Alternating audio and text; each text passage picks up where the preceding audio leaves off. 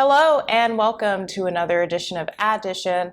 I'm your host, Addy. I'm a product manager in big tech, a mathematician, a futurist, tech optimist, artist, and creator, and I'm here every week bringing you the news, the hot topics in tech, some career advice, and letting you know what I'm geeked out about this week. So those of you may know that today is going to be a bomb drop of an episode. I have major updates, but before I get into today's episode, if you're watching on YouTube, go ahead and click the like button and subscribe. Leave a comment if you have any questions or thoughts on this video. If you're listening on Spotify, Apple Podcast, or any podcast player, go ahead and follow or subscribe. And I would love if you could leave a 5-star review. It's those 5-star reviews that keep me going. Okay, you can also follow me on TikTok at AdditionPod, TikTok at Addition with Addy, Instagram at Addition with Addy, Twitter at AdditionPod, or Addy Adewusi.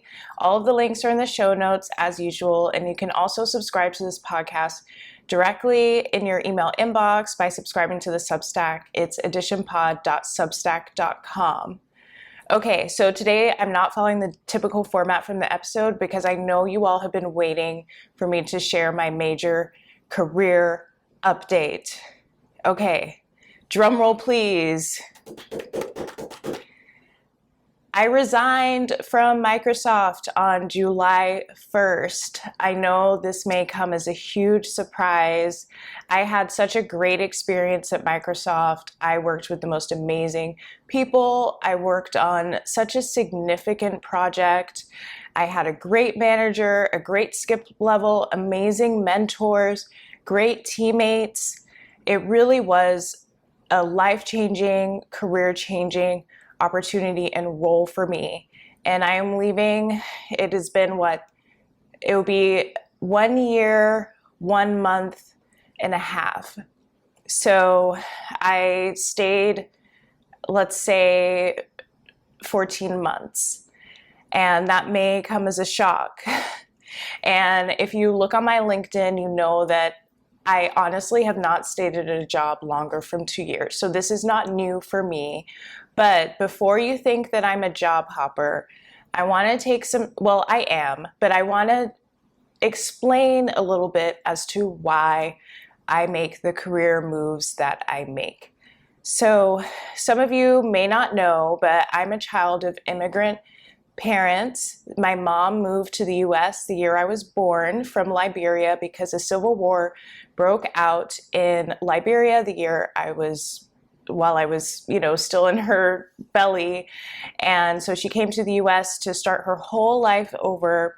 And eventually I moved to the UK to live with my grandmother, who's also, single mom.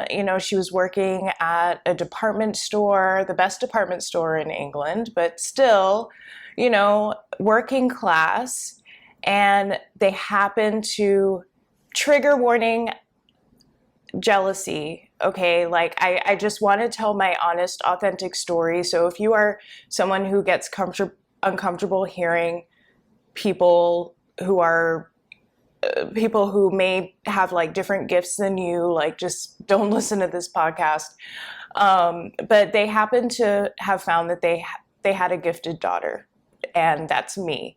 So my mom and my grandmother made so many sacrifices for my education. And oh my goodness, I never thought I would get emotional talking about this, but at least on the podcast. But when I was 3 years old, I was reading novels, to be honest. And so my grandma put in the effort to put me to start school early in the UK. So the UK people start school, I believe, 4. In the US, people start school at 5. So I started school at 3. And, it was out of my school district. She found a neighbor who had a kid that went to the same school, and we walked to school together.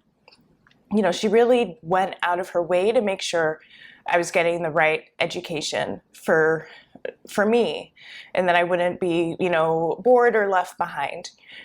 And when I moved back to the US to live with my parents, My mom really did her best to keep me focused on school, make sure I was getting into the right like gifted and talented classes, and taking me to the library as much as I wanted to get all the books I wanted because I love to read. And the biggest game changer was for high school. She found a program, it's called A Better Chance, and that was a way for me to go to a college prep boarding school for free, essentially. I'm sure she paid some amount of money, but for the most part, it was free. So my family set me up for success. So to relate this to tech, like my mom and my grandma were my initial VCs. They invested in me and they expect a return. Okay.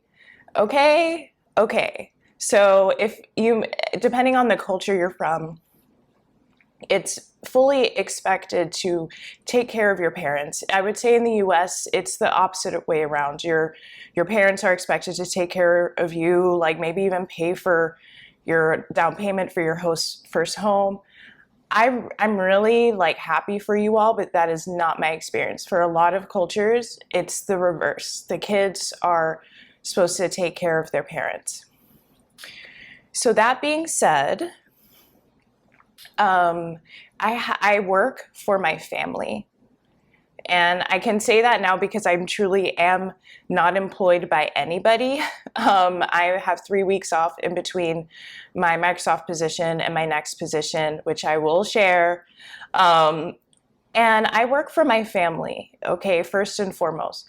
So every job, I meant to go through and calculate the percentage increases in my salary or my earnings or my total compensation for each job. But just know it's been significant. I have never left a job if it wasn't because I had a better opportunity to be able to be there for my family with the next opportunity. So I want to say it's not personal, but it is personal. It's personal to me. As you know, on this podcast, I've been talking about inflation. I've been talking about investments being down. I've been talking about the current market. And so what I have to do for myself and my career is make sure my earnings are outpacing inflation. And sometimes it's you can do that within your own company, and sometimes you have to move to another company to be able to do that. That being said, I worked very hard for Microsoft, and they absolutely did compensate me well and made sure I knew that they wanted to keep me. And I want to thank my manager, my skip level, my org, my mentors for advocating for me. I really appreciate that. That being said, sometimes timing does not work in certain people's favor. In this case, the timing just didn't work. Things were already set into motion, and there was no turning back. So I was put into a difficult situation, and I made the best choice for me and my family, which was to put in my notice on July 1st at Microsoft. And when I say put in my notice, there's a meme on TikTok, my 2 minutes instead of my 2 weeks. I gave them more than 2 minutes, but it was the same day I gave my notice was the same day that I left. And that sounds crazy because that goes against every single piece of career advice ever. You always give 2 weeks notice, and I firmly believe that. The only reason why I couldn't give them 2 weeks notice was because I was leaving for a competitor.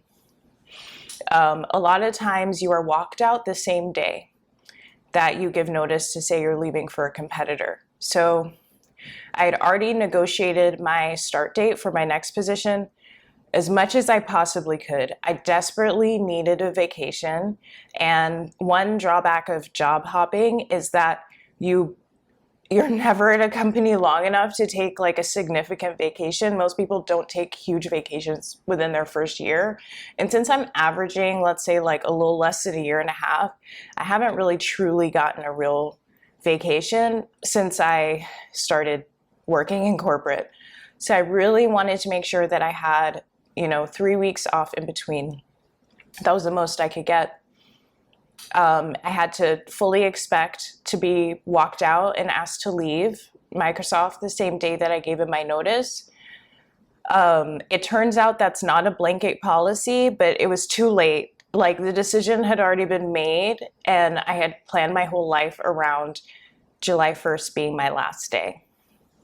So before I share where I'm going next, I want to give Microsoft their flowers. So first, Microsoft is so committed to diversity and inclusion. So committed to diversity and inclusion. And more so than any company I've ever worked at, and more so that I've ever seen. Like, I read the news and I, keep up with things. And I would say Microsoft definitely, not only do they put their money where their mouth is, they walk the walk. They don't just talk the talk. So it was very easy for me to find a home at Microsoft. It was very easy for me to connect with people in my different affinities. And I don't know if I'll work at a company with a better diversity and inclusion program than Microsoft. So that's the first thing. Second, their culture is top notch. So they have they have a few cultural things, like being a learn-it-all versus a do-it-all, or a know-it-all. So they put into practice the habit of learning and asking for help, as opposed to the opposite of that, which would be like assuming that you know the best, and also assuming that everyone else should know, and being critical towards people. We always, well, I can't say we anymore, but Microsoft, the culture always comes from a place of learning and understanding and compassion, which I personally have never experienced before at a company. So I really admire that they're all about learning and growing. And I think that's a great culture. They also invest in morale events. If you follow me on TikTok, you saw the most recent one that I went to at Pet Shack. I was able to fly to Redmond, Washington for a winery morale event. If you've seen me on TikTok, I did one about that as well. And they really did. They also paid for my trip to Afrotech exec in Brooklyn. They really do care, and I highly recommend Microsoft as a place to work if you are looking. So truly an amazing company. The hardest decision I had to make in my life to leave. But I made that decision. I'm going to miss my team, miss my manager, my mentors. It really is bittersweet. So I want to thank Microsoft for the bottom of my heart for, employing me and showing up as an employer should. And I apologize that I had to leave so abruptly, but hopefully listening to this episode, you understand why. Okay, so where am I going next? I'm going to Google, you guys. I'm going to Google. And I'm allowed to be happy about this. I basically achieved my dream. Google is a company I didn't even think to apply to until last fall. And I was so shocked when they interviewed me. And I would say that's imposter syndrome for me. I would say, because even though I have all these pedigrees, like great schooling, great education, Ivy League, math major, I was shocked at, when I was breaking into the job market, how I wasn't really getting the best opportunities. That being said, I didn't really apply to the best opportunities. I think I had so much imposter syndrome to get over that once I didn't get my dream job right out of college. I was applying for Bridgewater and Associates, and I made it to the final round, and I didn't make it, most likely because I got emotional in the last interview round because they asked about why I wanted the job. And whenever I talk about my family and the things that my mom and grandmother did for me, I always get teary-eyed, and I feel like that's what made me blow the interview. But once I didn't get the Bridgewater position, I took that as, oh, I had also applied for Citi, didn't get it, applied for JP Morgan.